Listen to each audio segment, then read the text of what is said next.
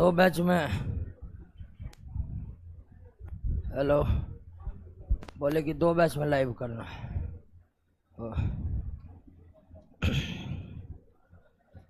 क्या हाल है दोस्तों? बहुत बहुत बुखार हो गया है।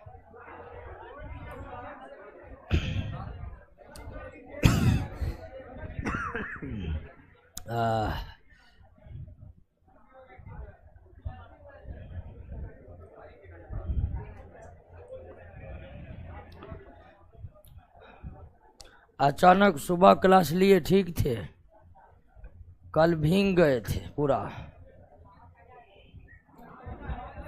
लगता है भीगने के बाद जो है हालत खराब हो गया। अभी डोलो डोलो खाए हैं वो। रोशन सर ही बोले डोलो खा लीजिए, क्लास हो जाएगा। तो डोलो खाए हैं तब जाकर कुछ लिए हैं। इससे पहले भी क्लास लिए थे। डोलो टेबलेट का नाम है पैरासीटामोल।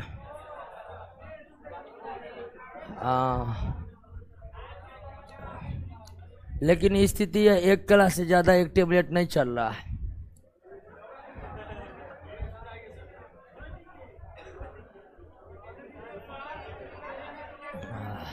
चलिए शुरू कर देते हैं। और 3 से 5 वाला क्लास लिए भी नहीं, तो उस बैच के भी बोले थे कि इसी बैच में लाइव हो जाएगा। तो दरोगा बैच भी जुड़ गए होंगे। तबीयत तो ठीक नहीं है लेकिन क्लास लेने लायक है। क्या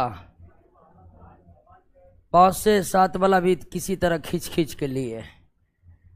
तो आइए, कुछ हो जाता है। ज़्यादा तो आज हम पढ़ा नहीं पाएंगे, जितना क्षमता है उतना पढ़ा देते हैं। और 11 नंबर चैप्टर समाप्त हो गया। 400 से प्लस प्रश्न है। और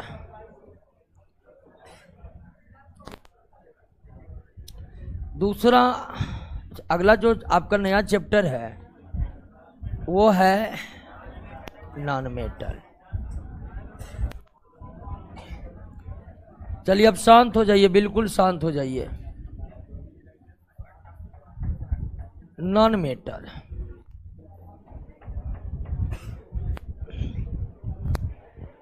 अधातु। ये बात हम तो पिछले चैप्टर में ही समझ गए कि प्रकृति में जो तत्व हैं, एलिमेंट हैं, उसको मुख्य रूप से 2 भागों में बांटा गया है, धातु और अधातु। हालांकि अधातुओं की संख्या बहुत कम है, मात्र 22 है। अधिकांश तत्व जो है वो धातु ही है। अधिकांश तत्व जो है वो धातु ही है। तो अधातु नॉन मेटल किसे कहेंगे? तो वैसे तत्व जिनमें धातु के समान गुण नहीं पाए जाते हैं, उन्हें ही हम क्या कहेंगे? अधातु कहेंगे। यानी अधातु वे तत्व हैं जिनमें धातुओं के समान गुण नहीं पाए जाते हैं। और धातु के गुणों की चर्चा हम पिछले चैप्टर में कर चुके हैं कि धातु आघात वर्धनीय और तन्य होते हैं। धातु जल से अभिक्रिया कर हाइड्रोजन गैस का त्याग करते हैं। तो हम धातु के गुणों को पढ़ चुके हैं। तो ऐसे तत्व जिनमें धातुओं के समान गुण नहीं पाए जाते हैं, उसे ही हम क्या कहते हैं? अधातु कहते हैं। और अधातुओं की संख्या मात्र कितनी है? 22 है, बहुत कम है। यानी कि अधिकांश तत्व धातु ही है। अधातुओं की संख्या मात्र 22 है। लेकिन इन अधातुओं के बगैर भी, यानी कि अधातुओं की संख्या बहुत कम है, लेकिन इन अधातुओं के बिना भी मानव का अस्तित्व इस पृथ्वी पर संभव नहीं है। अधातु अगर नहीं रहेगा तो फिर मानव का अस्तित्व ही समाप्त हो जाएगा। और हम यह बात इसलिए कह रहे हैं कि आप तो जानते हैं कि ऑक्सीजन जिसको हम प्राण वायु कहते हैं, प्राण वायु कहते हैं, यह ऑक्सीजन जो है यह क्या है? अधातु है। क्या इन ऑक्सीजन के बिना किसी भी सजीव का जीवन संभव है? नहीं संभव है। तो अधातु की संख्या मात्र 22 है, लेकिन उसकी महत्ता धातु से कम नहीं है। जब हम धातुओं की चर्चा किए थे तो आपको बताए थे कि धातु के बिना मानव का जीवन बहुत कष्टमय हो जाएगा। अगर हमारे पास लोहा, एल्युमिनियम, तांबा, सोना जैसे धातु नहीं रहते तो फिर आप अंदाजा लगाइए कि मानव का जीवन किस रूप में बेहाल रहता। लेकिन धातुओं के बिना मानव की जिंदगी नीरस हो जाएगी, लेकिन अधातुओं के बिना तो मानव का जिंदगी समाप्त हो जाएगी। तो अधातु बहुत कम होकर भी बहुत महत्वपूर्ण है। इतने महत्वपूर्ण है कि इसके बिना जीवन किसी भी सजीव का, मानव भी नहीं, किसी भी सजीव का जीवन संभव नहीं है। अब अधातु किसे कहते हैं वो तो आप जान गए। जिन तत्वों में धातु जैसे गुण नहीं है वही क्या है? अधातु। अधातुओं के बारे में और भी ज्यादा कॉन्सेप्ट विकसित करने के लिए हम धातु और अधातु के बीच अंतर पर बात करते हैं। अधातुओं में क्या क्या गुण पाए जाते हैं ये नोट में दिया हुआ है ना। अधातु के भौतिक गुण और अधातु के रासायनिक गुण। लेकिन हम आपको बता रहे हैं धातु और अधातु के गुणों में अंतर को। और धातु अधातु के गुणों के अंतर जब बताएंगे तो दोनों गुणों में अंतर क्या है, और धातु अधातु के गुणों में अंतर को समझकर आप धातु और अधातु के बारे में बहुत अच्छा कॉन्सेप्ट डेवलप कर पाएंगे। तो आइए दोस्तों समझते हैं कि धातु और अधातु के गुणों में क्या अंतर है। पहले हम भौतिक गुणों की चर्चा कर लेते हैं कि धातु के भौतिक गुण क्या है, वो आप जान भी गए हैं। लेकिन धातु और अधातु के भौतिक गुणों में अंतर क्या है, धातु और अधातु के रासायनिक गुणों में अंतर क्या है, इस अंतर को समझते हैं। और अंतर को समझते समझते आप अधातु के भौतिक और रासायनिक गुण को तो समझ ही जाइएगा और इनके बीच अंतर को भी समझ जाइएगा।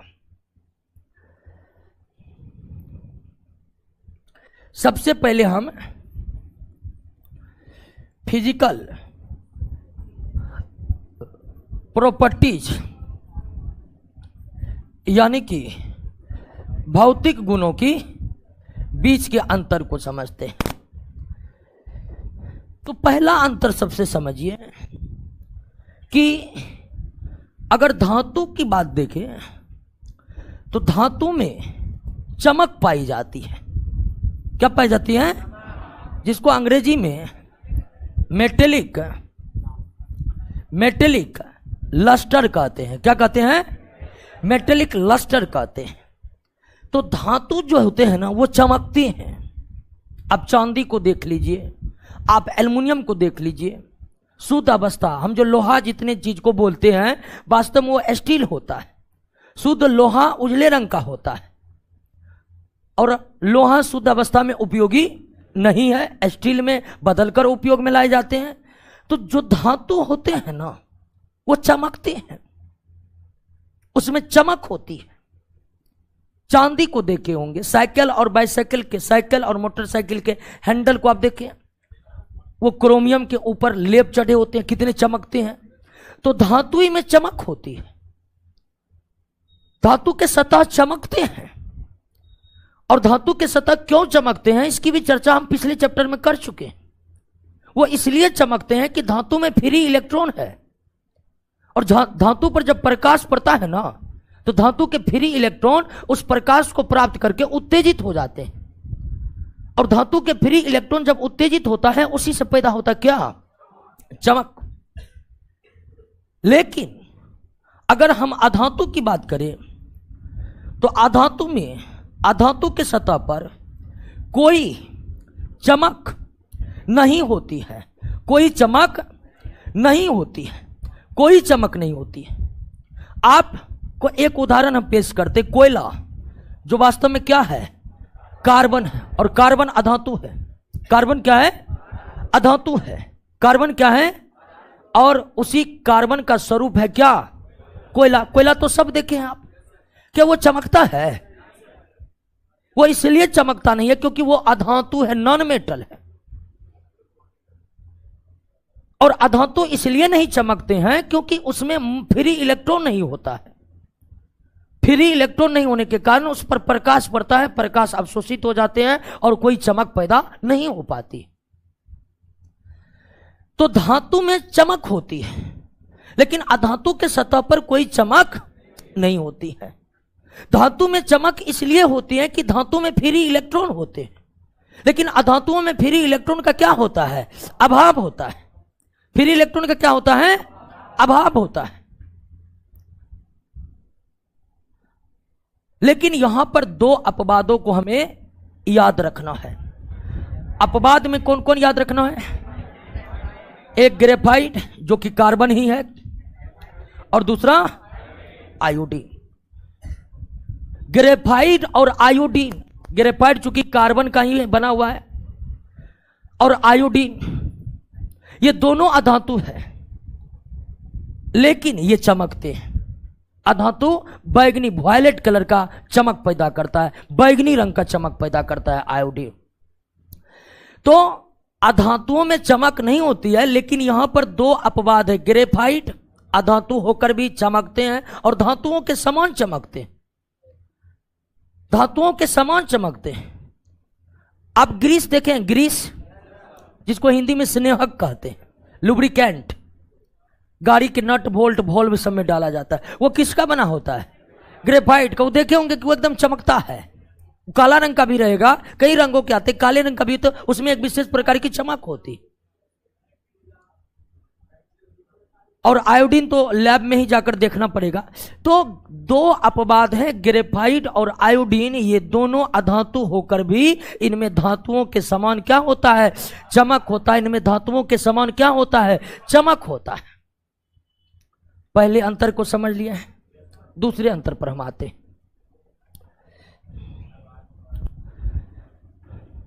दूसरा, अगर धातु की बात करें, धातु में valence electron, valence electron, valence electron, valence electron समझ रहे हैं? परमाणु के अंतिम कक्षा के इलेक्ट्रॉन को क्या कहते हैं? वैलेंस इलेक्ट्रॉन कहते हैं। किसी भी तत्व के परमाणु के अंतिम कक्षा के इलेक्ट्रॉन को क्या कहते हैं? वैलेंस इलेक्ट्रॉन कहते हैं। तो धातुओं में वैलेंस इलेक्ट्रॉन एक या दो या इससे अधिक नहीं हो सकता। लेकिन अगर अधातु की बात करें, अधातु की बात करें तो इसमें वैलेंस इलेक्ट्रॉन की संख्या 4 या 5 या 6 या 7 या 8 होता है, और 8 से अधिक वैलेंस इलेक्ट्रॉन नहीं हो सकते हैं। 8 से अधिक वैलेंस इलेक्ट्रॉन नहीं हो सकते। तो धातु और अधातु में अगर अंतर करें तो इनके परमाणुओं के वैलेंस इलेक्ट्रॉन के आधार पर भी हम अंतर कर सकते हैं। धातु में वैलेंस इलेक्ट्रॉन की संख्या 1 या 2 या 3 होता है, जबकि अधातुओं में वैलेंस इलेक्ट्रॉन की संख्या 4 या 5 या 6 या 7 या 8। निल्स बोर के एटॉमिक मॉडल के अनुसार किसी भी तत्व के परमाणु में वैलेंस इलेक्ट्रॉन की संख्या 8 से अधिक हो ही नहीं सकती। क्लियर हो गया? दूसरे अंतर को समझ गए। अब ध्यान दीजिए दोस्तों, आपको इससे पहले जो हम बताए थे कि धातु में चमक होती है और अधातुओं में चमक का अभाव होता है, और इसका कारण दिए थे कि धातुओं में फ्री इलेक्ट्रॉन है, अधातुओं में फ्री इलेक्ट्रॉन नहीं है। तो फ्री इलेक्ट्रॉन अगर किसी तत्व के परमाणु में वैलेंस इलेक्ट्रॉन एक है तो इसका मतलब है वो फ्री इलेक्ट्रॉन है, वे एक परमाणु से दूसरे परमाणु में गमन कर सकता। 2 इलेक्ट्रॉन है तो वो ही फ्री इलेक्ट्रॉन है, 3 इलेक्ट्रॉन है वो भी फ्री इलेक्ट्रॉन है। लेकिन जैसे ही 4 इलेक्ट्रॉन होता है तो 4 इलेक्ट्रॉन की विद्युत ऋणात्मकता नाभिक के विद्युत धनात्मकता के साथ इस तरह से ज्वाइंट हो जाता है कि ये इलेक्ट्रॉन फ्री नहीं रह पाते, बंध जाते हैं। तो ये अंतिम कक्षा के 4 या 5 या 6 या 7 या 8 इलेक्ट्रॉन बंधित इलेक्ट्रॉन है, ये बंधा हुआ इलेक्ट्रॉन है। ये एक परमाणु से दूसरे परमाणु में गमन नहीं कर सकते क्योंकि इसको नाभिक जकड़ लेता है। तो फ्री इलेक्ट्रॉन कौन होगा? तो अगर किसी तत्व के परमाणु में 1 या 2 या 3 इलेक्ट्रॉन है तो वो फ्री इलेक्ट्रॉन है। और ऐसा किस तत्व में होते हैं? धातु तत्व में होते हैं। और अगर 4 या 5 या 6 या 7 या 8 इलेक्ट्रॉन है तो यह बंधित इलेक्ट्रॉन है, बंधित इलेक्ट्रॉन है। अब बंधित इलेक्ट्रॉन किस तत्व में रहते हैं? अधातु तत्व में रहते हैं। क्लियर? कोई दिक्कत? तीसरा अंतर पर आइए। तीसरा अंतर कि जो धातु है वो उष्मा और विद्युत के क्या होते हैं? सुचालक होते हैं। उष्मा और विद्युत के क्या होते हैं? लेकिन वहीं अगर अधातु की बात करें तो वो उष्मा और विद्युत के क्या हैं? कुचालक है। उष्मा और विद्युत के क्या हैं? कुचालक। उष्मा और विद्युत के कुचालक। एक अंतर यह हो गया।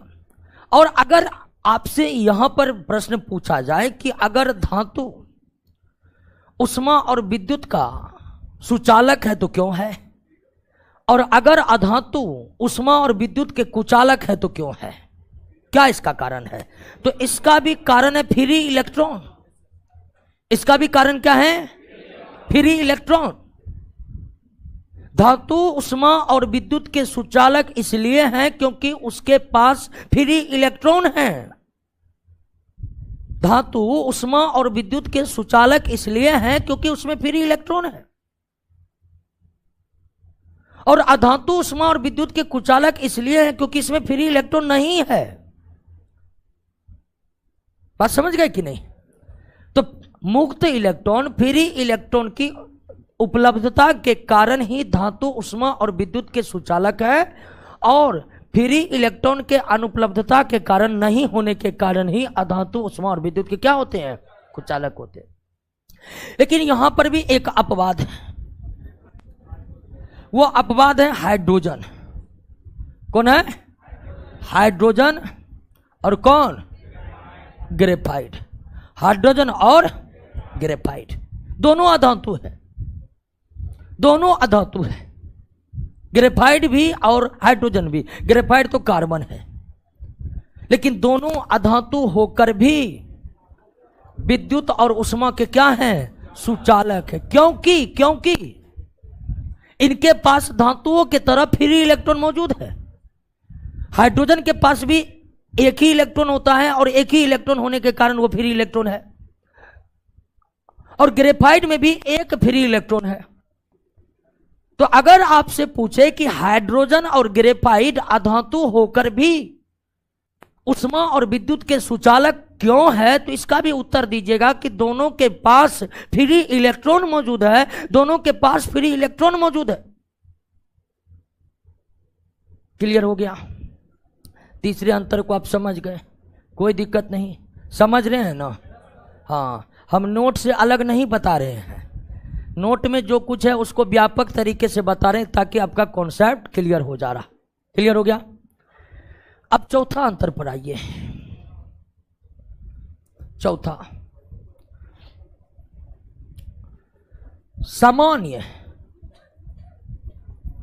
सामान्य ताप एवं दाब।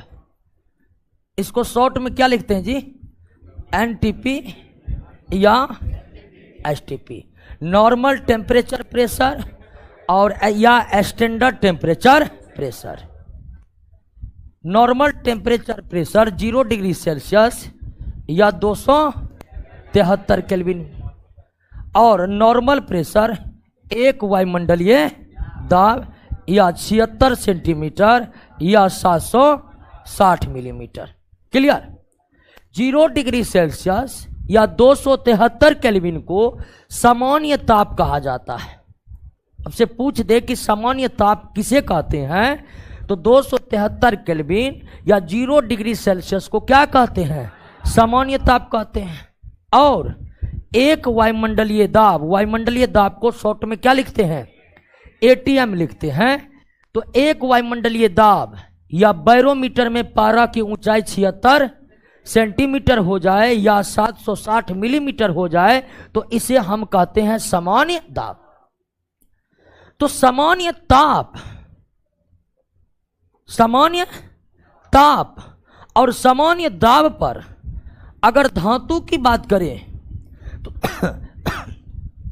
सामान्य ताप और दाब पर धातु जो होते हैं वो क्या होते हैं?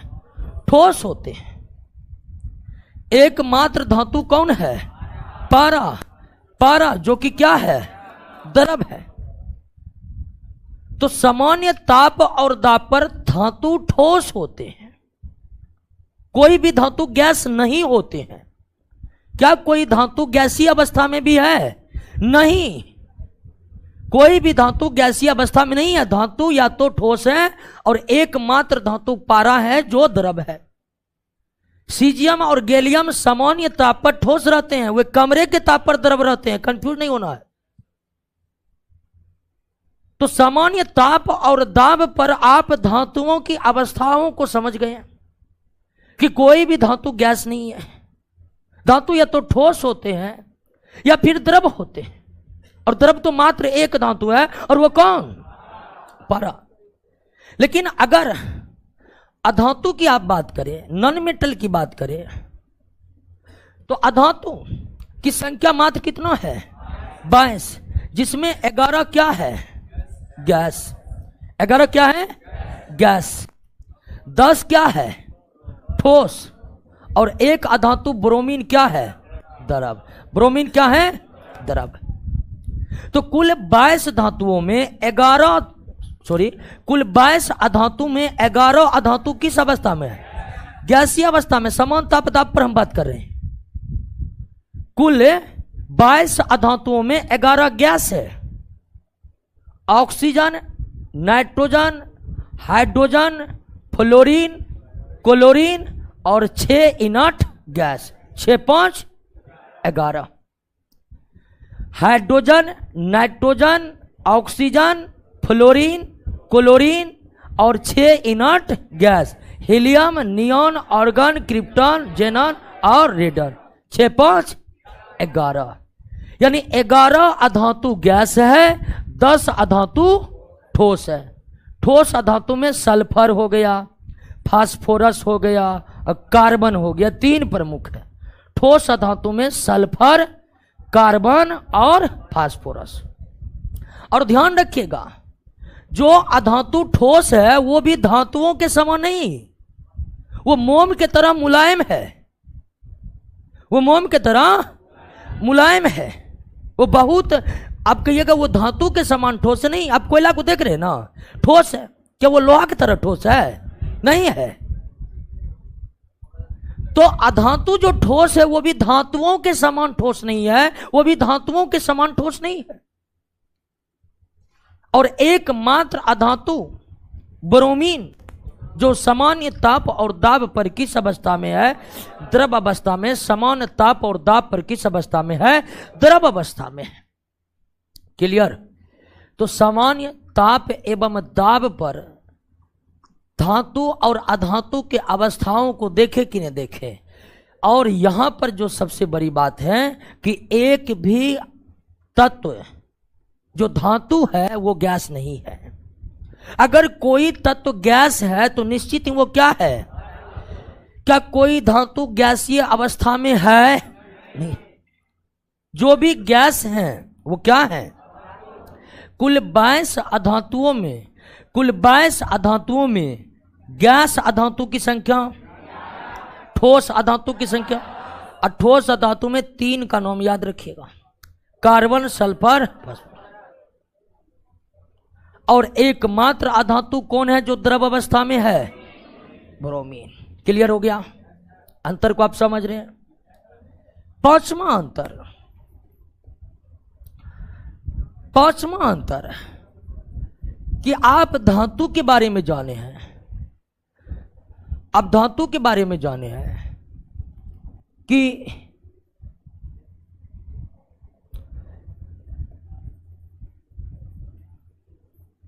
धातु के बारे में जाने हैं कि धातु जो होते हैं वो आघात वर्धनीय होते हैं, और इसके साथ साथ उसमें क्या पाया जाता है? तन्यता का गुण पाया जाता है, मेलिएबिलिटी और डक्टिलिटी। और आघात वर्धनीयता और तन्यता क्या है ये बताने की फिर से जरूरी नहीं है क्या? लेकिन अगर हम अधातु की बात करें, नॉन मेटल की बात करें, तो ये ना तो आघात वर्ध होते हैं न ही तन्य होते हैं। धातु आघात वर्धनीय और तन्य होते हैं, आघात वर्धनीय और तन्य होते हैं, लेकिन अधातु ना तो आघात वर्धनीय होते हैं न ही तन्य होते हैं। लेकिन यहां पर एक अपवाद है, वो है प्लास्टिक गंधक। प्लास्टिक गंधक, गंधक किसको कहते हैं? सल्फर को। प्लास्टिक गंधक में तन्यता का गुण पाया जाता है। देखिए, गंधक 3 प्रकार के होते हैं, अल्फा गंधक, बीटा गंधक, प्लास्टिक गंधक। जिस तरह कार्बन कई रूपों में प्रकृति में मौजूद है ना, हीरा जो है वो भी कार्बन है, ग्रेफाइट जो है वो भी कार्बन है, कोयला जो है वो भी कार्बन है, काजल जो है वो भी कार्बन है। तो एक तत्व कई रूपों में प्रकृति में मौजूद है जिसे अपर रूप कहते हैं। उसी तरह गंधक के एक अपर रूप है प्लास्टिक गंधक, ठीक है ना? प्लास्टिक गंधक और प्लास्टिक गंधक चूंकि अधातु है, इसमें आघात वर्धनीयता का गुण नहीं है, इसमें आघात वर्धनीयता का, मेलिएबिलिटी का कैरेक्टर नहीं है, लेकिन इसमें डक्टिलिटी यानी कि तन्यता का गुण पाया जाता है। अधातु होकर भी तन्यता का गुण पाया जाता है। क्लियर बात समझ गए आप? कोई दिक्कत नहीं ना? अगला अंतर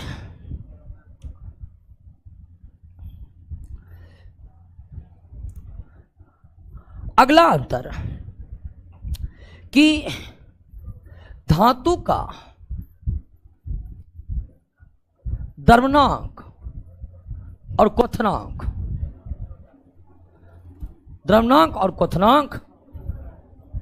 अधातु से अधिक होता है, द्रवणांक और क्वथनांक समझ रहे ना? मेल्टिंग पॉइंट और बॉइलिंग पॉइंट, मेल्टिंग पॉइंट और बॉइलिंग पॉइंट। धातु का द्रवणांक और क्वथनांक अधातुओं से ज्यादा होता है। अब देख लीजिए, जिंक का मेल्टिंग पॉइंट 419 डिग्री सेल्सियस, लोहा का मेल्टिंग पॉइंट 1535 डिग्री सेल्सियस, लेकिन वही फास्फोरस का मेल्टिंग पॉइंट मात्र 44 डिग्री सेल्सियस है।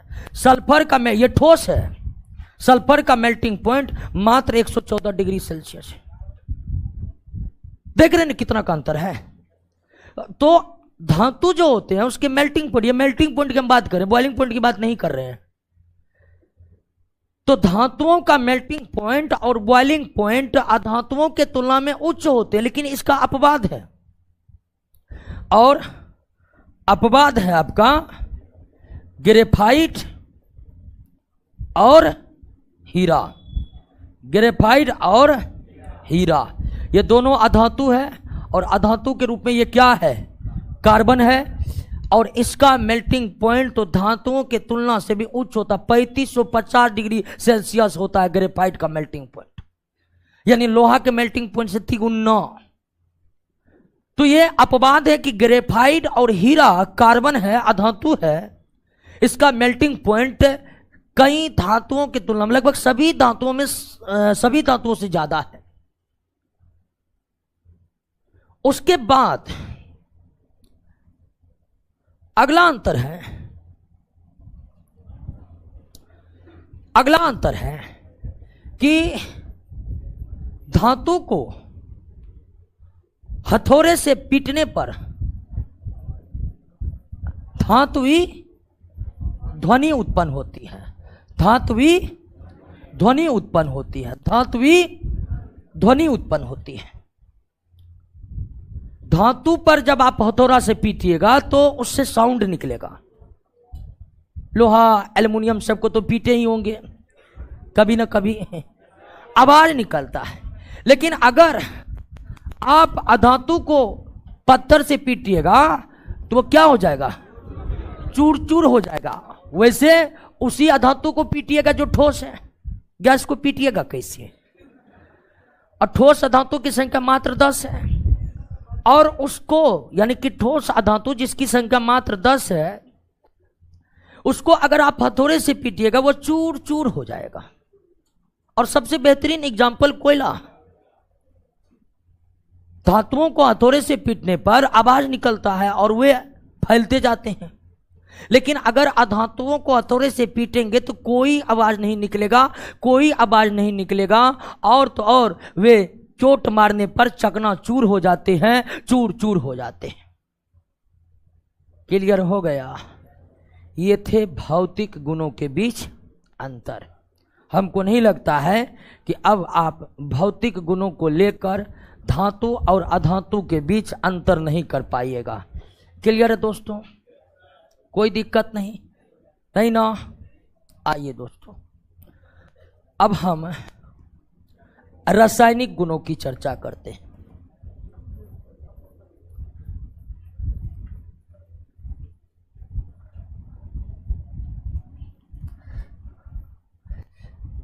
धातु और अधातु के रासायनिक गुणों के बीच क्या अंतर है उसको हम समझ लेते हैं। लेकिन एक बार आप भौतिक गुण को पढ़िए, सभी भौतिक गुण को आप समझ गए हैं कि नहीं समझ गए हैं?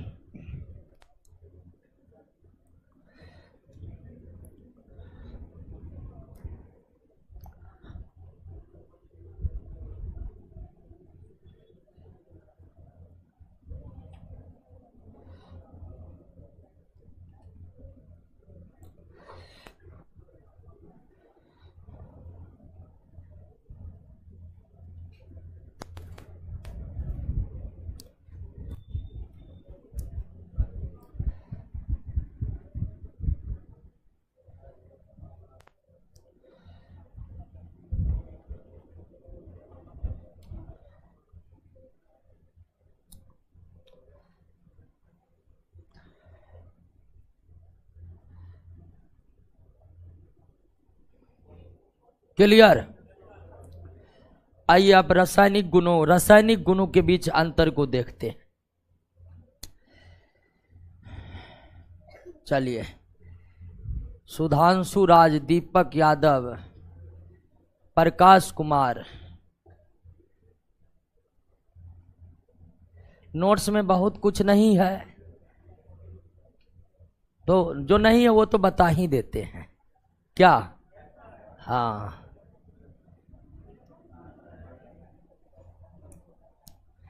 लेकिन प्रश्न में बहुत कुछ है। ठीक है, इसलिए हम विद्यार्थी को कहते हैं कि मेरे नोट पर थ्योरी पर बहुत ज्यादा ध्यान मत दीजिए, ऑब्जेक्टिव याद करिए, वो परिपूर्ण है और वो विद्यार्थी की पहली पसंद है। जो हमसे नहीं भी पढ़ता है ना, वो हमारे नोट को ले जाता है। ठीक है, कई स्टूडेंट जो है अपने दोस्त सबको देवघर भेजता है, दिल्ली भेजता है, तो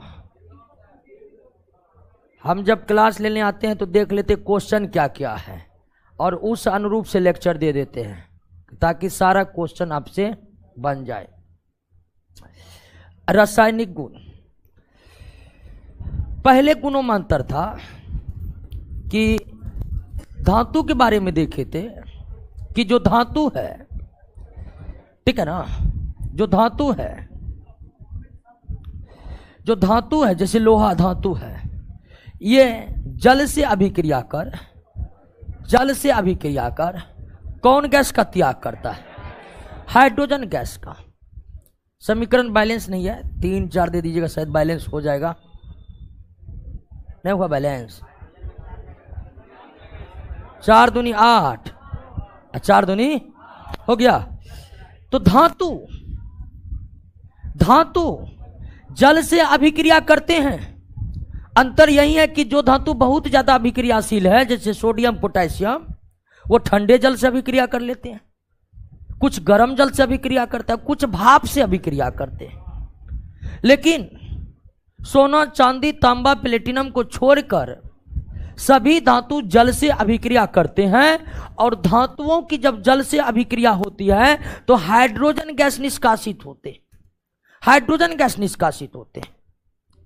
लेकिन वहीं अगर अधातुओं की बात करिएगा तो अधातु जल से अभिक्रिया करते ही नहीं है, जल से अभिक्रिया नहीं करते हैं, जल से अभिक्रिया नहीं करते हैं जल से अभिक्रिया। तो धातु जल से अभिक्रिया करते हैं। अपवाद कॉपर, तांबा, सोना, चांदी, प्लेटिनम है जो इतने कम अभिक्रियाशील है कि वो किसी से अभिक्रिया नहीं करते। लेकिन तांबा, सोना, चांदी, प्लेटिनम को छोड़ दे तो सभी धातुएं जल से अभिक्रिया करता है। और धातुओं की जब जल से अभिक्रिया होती है तो हाइड्रोजन गैस निष्कासित होता है, लेकिन अधातु जल से अभिक्रिया नहीं करते। आप जानते हैं ना कि सोडियम धातु है और बहुत ज्यादा अभिक्रियाशील है, बहुत ज्यादा, इसलिए इसको किरासन तेल में रखना पड़ता है या निर्वात में रखना पड़ता है। और जिस तरह धातु में सोडियम बहुत ज्यादा अभिक्रियाशील है, उसी तरह अधातु में स्थिति फास्फोरस का है। फास्फोरस का सोडियम को लगता है कि हम बहुत ज्यादा अभिक्रियाशील हैं। फास्फोरस कहता है कि एक बार हमसे भिड़ लो, दिखा दो। फास्फोरस भी बहुत ज्यादा अभिक्रियाशील है, लेकिन फास्फोरस को आप जल में भी स्टोर कर सकते हैं। और जो बहुत ज्यादा अभिक्रियाशील होते हैं, जब हम कहते हैं कि ये बहुत ही ज्यादा अभिक्रियाशील है, तो समझिए वो वायुमंडल के ऑक्सीजन से ही इतना तेजी से अभिक्रिया करेगा कि आग लगा देगा। सोडियम की भी यही स्थिति है और फास्फोरस की भी यही स्थिति है।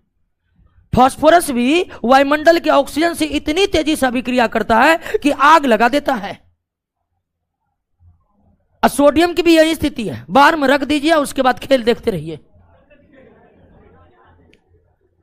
इसलिए ऑक्सीजन से बचाने के लिए आप इसे जल में नहीं रख सकते, क्योंकि जल से तो और तेजी से अभिक्रिया कर जल में आग लगा देगा। लेकिन आप फास्फोरस को जल में स्टोर रख सकते हैं, ऑक्सीजन से दूर रखने के लिए फास्फोरस को जल में रख सकते हैं, क्योंकि फास्फोरस अधातु है और यह जल से अभिक्रिया नहीं करेगा। अगर आपसे प्रश्न पूछता है कि अधिक अभिक्रियाशील होने के कारण फास्फोरस को कहां रखा जाता है? जल में। फास्फोरस को जल में रहना उचित है, बिल्कुल। फास्फोरस अधातु है और वो जल से अभिक्रिया नहीं करते। क्लियर है? अगला रासायनिक गुणों के बीच के अंतर को देखिए। हम धातु के बारे में देखे थे कि जो धातु है वे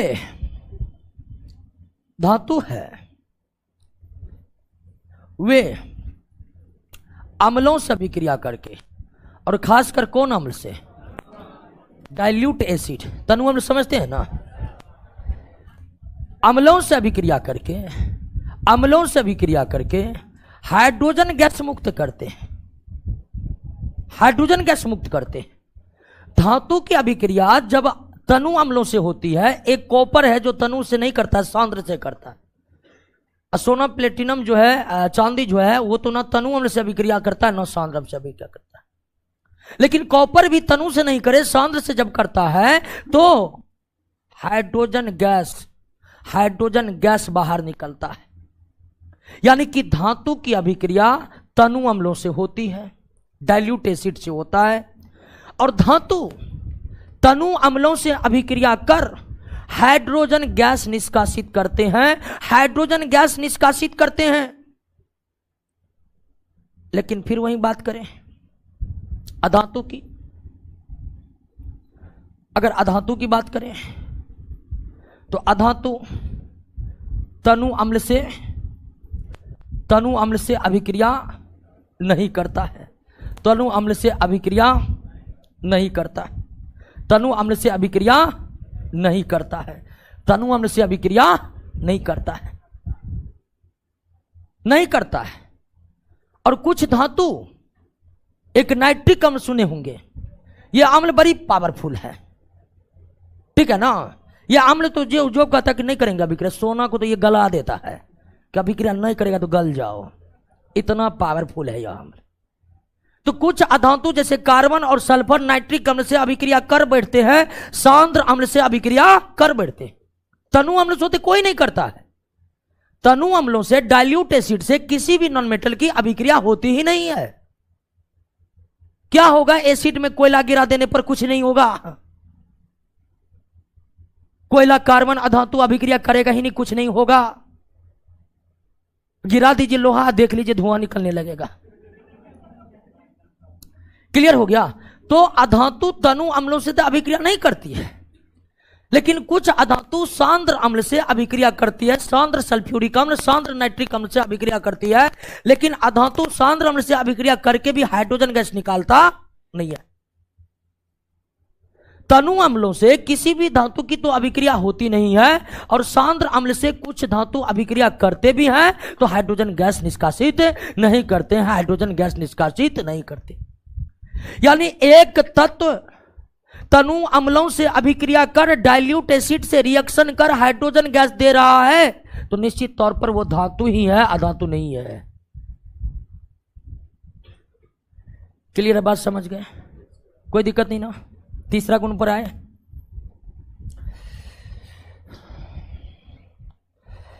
तीसरा में जब धातु की बात करते हैं तो धातु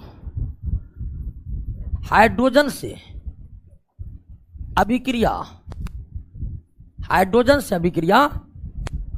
नहीं करता है, हाइड्रोजन से अभिक्रिया नहीं करता है। अपवाद है क्षारीय तथा क्षारीय मृदा धातु, क्योंकि आप जानते हैं कि यह धातु बहुत पागल की तरह अभिक्रिया करता है। तो धातु हाइड्रोजन से अभिक्रिया नहीं करता है। सोडियम, पोटेशियम, कैल्शियम, मैग्नीशियम जैसे क्षारीय धातु और क्षारीय मृदा धातु जो है ये बहुत ज्यादा अभिक्रियाशील होने के कारण हाइड्रोजन से अभिक्रिया कर लेता है, लेकिन वो भी सभी क्षारीय धातु, सभी क्षारीय मृदा धातु नहीं। लिथियम, सोडियम, पोटेशियम हाइड्रोजन से भिड़ता है और कोई क्षारीय धातु नहीं। तो धातु की अभिक्रिया हाइड्रोजन के साथ नहीं होती है। अपवाद कौन धातु है? क्षारीय धातु और क्षारीय मृदा धातु, इसकी अभिक्रिया हाइड्रोजन से होती है, लेकिन अधातु हाइड्रोजन से अभिक्रिया करते हैं। और सबसे बड़ी अभिक्रिया हाइड्रोजन ऑक्सीजन से अभिक्रिया करके क्या बनाते हैं? जल बनाते हैं। फास्फोरस की अभिक्रिया हाइड्रोजन से होती है, और एक विषैला गैस PH3 जिसको फॉस्फिन कहते हैं, इसका निर्माण करता है। तो धातु प्रायः हाइड्रोजन से अभिक्रिया नहीं करता है, धातु प्रायः हाइड्रोजन से अभिक्रिया नहीं करता है, लेकिन अधातुओं की अभिक्रिया हाइड्रोजन से होती है। और अधातुओं की अभिक्रिया हाइड्रोजन खुद अधातु है, हाइड्रोजन खुद अधातु है, तो वे अधातुओं से अभिक्रिया करते हैं और अधातु हाइड्रोजन से अभिक्रिया कर ऐसे ऐसे यौगिकों का निर्माण करता है जो जीवन के लिए परमावश्यक है। ऑक्सीजन के बाद जीवन के लिए दूसरा सबसे महत्वपूर्ण चीज अगर कोई है तो वो क्या है? जल। वो जल है। क्लियर? चौथा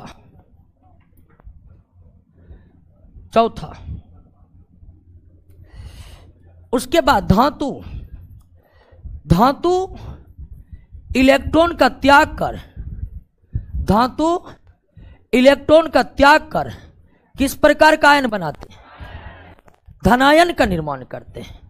धातु इलेक्ट्रॉन का त्याग कर किस प्रकार का आयन बनाते हैं? धनात्मक आयन का निर्माण करते हैं। लोहा 2 इलेक्ट्रॉन को त्याग कर सकता है, सोडियम एक ही का कहीं कर सकता है। लेकिन वही अगर अधातु की बात करें तो अधातु इलेक्ट्रॉन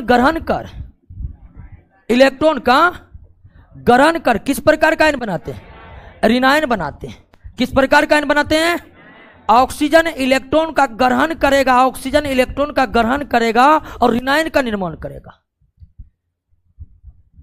यानी कि धातु इलेक्ट्रॉन की त्याग करने की प्रवृत्ति रखते हैं और अधातु इलेक्ट्रॉन को ग्रहण करने की प्रवृत्ति रखते हैं। धातु इलेक्ट्रॉन का त्याग करने की प्रवृत्ति रखते हैं और अधातु इलेक्ट्रॉन को ग्रहण करने की प्रवृत्ति रखते हैं। धातु इलेक्ट्रॉन का त्याग कर धनायन का निर्माण करते हैं और अधातु इलेक्ट्रॉन को ग्रहण कर ऋणायन का निर्माण करते हैं। यहां पर एक अपवाद है, वो है हाइड्रोजन इलेक्ट्रॉन का त्याग कर सकता है और धनायन का निर्माण कर सकता है और हाइड्रोजन में ऋणायन बनाने की भी क्षमता है। तो अधातु किस प्रकार के आयन बनाते हैं और धातु किस प्रकार का आयन बनाते हैं?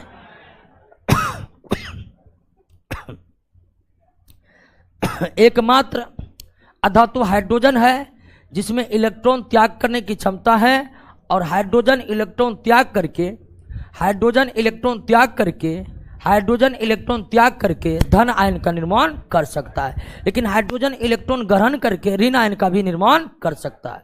यानी हाइड्रोजन एक ऐसा धातु है जो धन आयन भी बना सकता है और ऋण आयन भी बना सकता है। इसीलिए हाइड्रोजन को आवारा भी कहा जाता है। ना धातु का है ना अधातु का है, आवारा तत्व। क्लियर?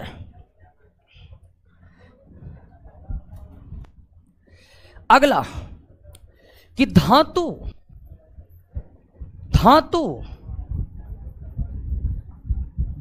से अभिक्रिया नहीं करते हैं।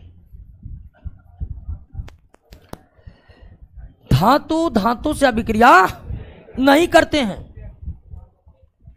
लेकिन अगर बात करें अधातु की तो अधातु से अभिक्रिया करते हैं। अधातु से अभिक्रिया करते हैं। धातु कभी अन्य धातु से अभिक्रिया नहीं करेगा, लेकिन अधातु से अभिक्रिया करते हैं। अधातु से अभिक्रिया करते हैं। क्लियर? कोई दिक्कत? अब आपका पूरा कॉन्सेप्ट क्लियर हो गया? कोई दिक्कत नहीं ना? धातु और अधातु के गुणों के बीच के डिफरेंस को समझे कि नहीं समझे? कोई दिक्कत नहीं ना? एक बार रासायनिक गुणों को देख लीजिए।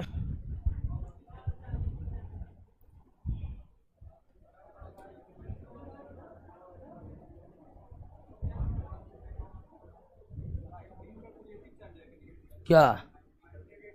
नेगेटिव। एकमात्र हाइड्रोजन है जिस पर पॉजिटिव, बाकी सभी अधातु पर नेगेटिव।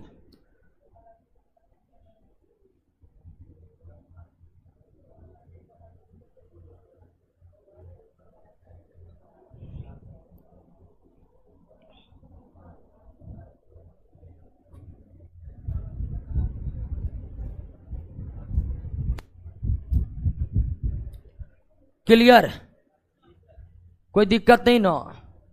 तो आज क्लास दोस्तों यहीं तक हम रहने देते हैं।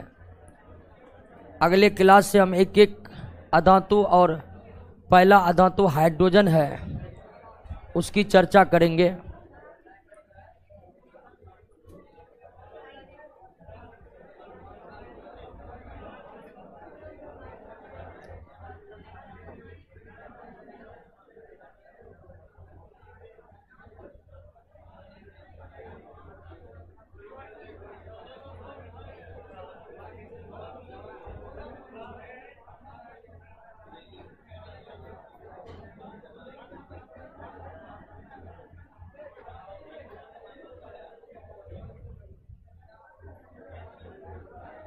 रुक जा रहा वीडियो, इधर से तो कोई दिक्कत नहीं है। वीडियो इधर से तो कोई प्रॉब्लम नहीं है दोस्तों।